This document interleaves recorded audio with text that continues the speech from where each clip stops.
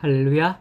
9월 28일 토요일입니다. 오늘 매일 성경 묵상 가이드를 통하여서 하나님의 말씀을 깨닫고 믿음으로 살아가는 귀한 복된 토요일이 되기를 소원합니다. 오늘 말씀은 열왕기하 14장 17절에서 29절의 말씀입니다.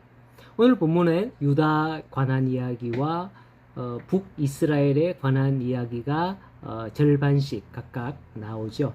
먼저 나오는 게 유다 왕 아마샤에 관한 이야기인데 17절에서 22절 말씀입니다. 어제 본문에서도 아마샤에 관한 이야기가 나왔었습니다. 아마샤가 처음 왕이 되어서는 여호와의 율법책의 말씀대로 그의 부왕을 죽인 자들에 대하여 보복하지 않았다라고 하면서 말씀대로 다스리려고 했던 모습이 기록되어 있는 것입니다. 그런데 어제 후반부에 이르러서는 아마샤가 교만에 빠져서 이스라엘 왕에게 싸움을 걸었다가 크게 패하였다는 소식을 알아보았죠.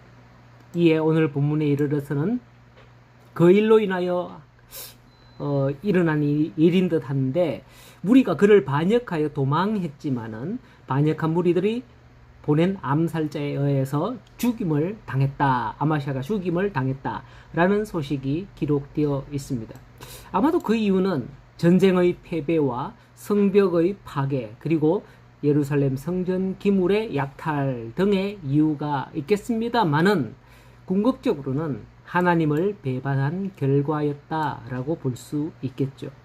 아마샤에 관한 내용이 이곳에만 있는 게 아니고 역대하에도 있습니다. 역대하 25장에 더 구체적으로 기록이 되어 있거든요. 역대하 25장에 기록된 내용을 보면 왜 아마샤가 북이스라엘과 전쟁을 하려 했으며 왜 하나님을 배반하게 되었는지 구체적으로 나와 있습니다.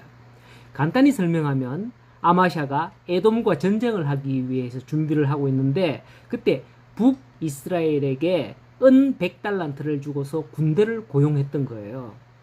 그런데 하나님이 한 선지자를 보내셔서 하는 말이 그러지 말고 왕은 힘써 싸우소서 이렇게 했습니다. 이미 은 100달란트를 지불했지만은 어쩔 수 없이 선지자의 말대로 유다 단독으로 전쟁에 나갔던 거죠. 정말 선지자의 예언대로 아마샤는 대승을 거두게 된 것입니다. 그 승리로 만족하면 되었을 텐데 북이스라엘에게 준 은 100달란트 그 본전 생각이 난 거예요. 옛날 전쟁은 승리를 하면 헤아릴 수 없이 많은 전리품을 챙기기 때문에 그깟 은 100달란트 아무것도 아니었는데도 전쟁에 승리한 자기가 힘이 세서 그런 것인 마냥 교만해서 북이스라엘에게 돌려받으려고 아마 전쟁을 일으키지 않았나 라고 생각이 되어집니다. 그렇습니다. 하나님은 결코 믿고 따르는 자들에게는 더 많은 것으로 갚아 주심을 믿으시기 바랍니다. 그런데 쪼잔하게 아마샤처럼 그것을 다시 돌려받으려고 하니까 서로 충돌해서 전쟁이 일어나는 거예요. 그러나 우리는 우리의 삶 가운데에 가끔은 손해가 되는 것 같은 일이 있지만 그 일로 인하여 더 많은 것으로 하나님께 보상을 받을 날이 있음을 믿고 더욱더 선을 행하며 베푸시는 우리 성도들이 되기를 간절히 소망합니다. 자, 그리고 아마샤가 전쟁을 촉발하고 하나님의 진노로 말미암아 결국 죽임을 당하게 되는 데에는 또 한 가지의 더 이유가 계속해서 있습니다. 그게 역대하 25장에 나오는데요. 역대하 25장 14절에 보면 아마샤가 에돔 사람을 죽이고 돌아올 때에 세일 자손들의 신들을 가져와요. 그 우상, 신상을 가져옵니다. 그걸 가져와서 자기의 신으로 세우고 그것 앞에 경배하며 분향한지라. 그러므로 여호와께서 아마샤에게 진노하사라고 역대하 25장에 그렇게 기록이 되어 있습니다. 아마샤가 처음 왕이 되었을 때는 하나님의 율법의 말씀을 따르려고 애쓴 게 보였죠. 어제 본문에. 하지만 전쟁에 승리한 아마샤의 모습은 180도로 달라지는 것을 봅니다. 그런데 이 일에 대해 선지자를 보내어서 권면하지만은 역대하 계속해서 25장 20절에 보면 이런 말씀이 있어요. 아마샤가 듣지 아니하였으니 이는 하나님께로부터 말미암은 것이라 그의 대적의 손에 넘기려 한 것이라 하고 하나님의 결심이 나오게 됩니다. 혹시 어떨까요? 혹시 우리가 하나님의 말씀 앞에서 난 그렇게 못해. 내가 왜 그래야 되는데? 라고 하면 우리의 어떤 선을 그어놓고 권면이나 이런 것들을 받아들이지 않는 그런 마음이 된다면 그게 어찌 하나님이 아마샤를 심판하려고 강팍하게 만든 마음이 아닐까요? 자신을 돌아봐야 할 것입니다. 고린도후서 1장 20절에 보면 하나님의 약속과 말씀은 그리스도 안에서 아멘, 아멘 하여 하나님께 영광을 돌려야 한다고 기록했거든요. 오늘 우리가 잘 나갈 때도 있죠.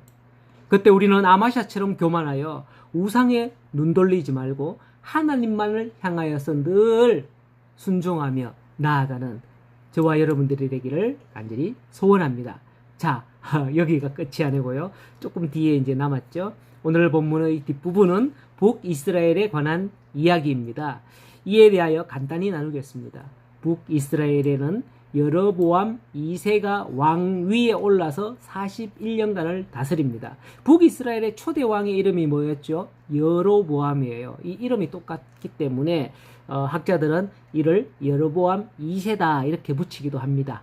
자, 어쨌든 그가 41년간 나라를 다스렸습니다. 하지만 여전히 일대 왕 여로보암의 죄에서 떠나지 아니하였죠. 여로보암의 죄가 뭐냐? 어제 말씀을 드렸습니다. 그러나 본문을 보면 북이스라엘은 영토를 크게 확장하는 등 번영 인로의 길을 달리고 있는 것을 볼 수가 있습니다. 왜 그럴까요? 여로보암 2세가 왕이 되어서 잘해서 그럴까요? 뭐 하나님께 복을 받을 만한 그런 짓을 했나요? 아닙니다. 그는 여전히 성경에 기록하기를 여로보암의 죄에서 떠나지 않았다라고 하죠. 그러나 복을 받을 자격 때문이 아니라 하나님은 그럼에도 불구하고 이스라엘이라는 이름에 계시는 하나님으로 말미암아 그들에게 복을 주셨던 거예요. 오늘날 우리의 평안은 우리의 선행 때문이 아니라 우리가 하나님의 자녀 되었다. 저 사람 예수 믿는다. 저 사람 교회 다닌다. 이런 이름을 가지고 있는 거예요.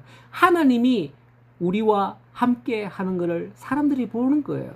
그래서 하나님이 우리 죄를 용서하시고 우리의 약함을 참아주신 그 은혜의 결과로 하나님께서 우리에게 평안을 주시고 또 우리에게 복을 주시고 있음을 깨달아야 합니다.